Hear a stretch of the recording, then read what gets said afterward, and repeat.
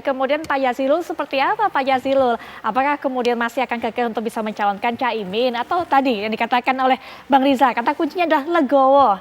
Pak Jazilul, silakan. Tentu kami PKB sejak awal memilih koalisi itu tidak main-main. Dan memilih nanti siapa capres dan cawapres juga tidak akan main-main karena ini akan menentukan nasib PKB dan nasib bangsa ini. Ini bukan perkara yang gampang, jadi semuanya serba hati-hati. Namun kami dengan Gerindra itu sudah ada formulanya bahwa untuk urusan capres dan cawapres itu diberikan kewenangannya kepada Pak Prabowo dan Gus Muhaimin. Jadi sangat simpel. Dua orang bertemu menentukan siapa presiden dan siapa cawapresnya, diumumkan, dua partai akan bergerak. Jadi bagi PKB koalisi yang sudah dilakukan bersama Gerindra itu sangat nyaman dan sangat simpel karena semuanya bisa diformulasikan di situ.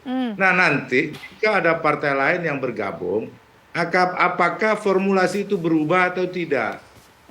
Nah, nanti akan tentu dibicarakan, misalkan Pak Erlangga bergabung, Golkar bergabung juga di situ.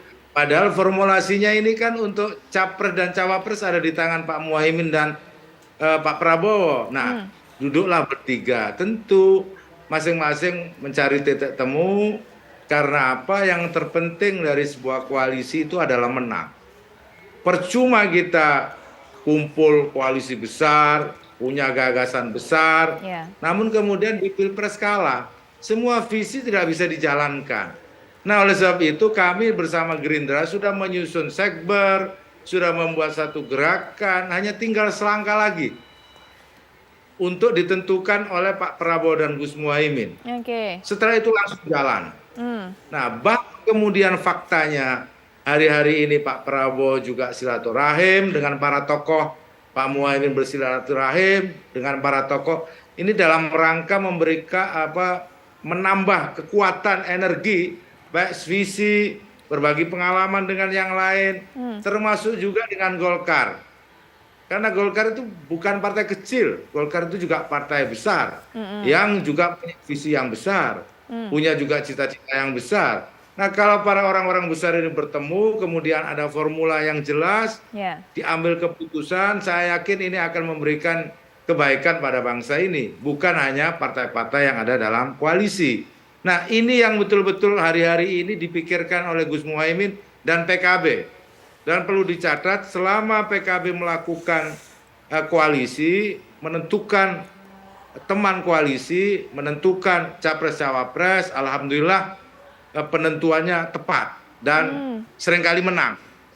Nah, memang bersama Gerindra baru kali ini, harus saya akui bahwa PKB bekerja sama dengan Gerindra baru kali ini.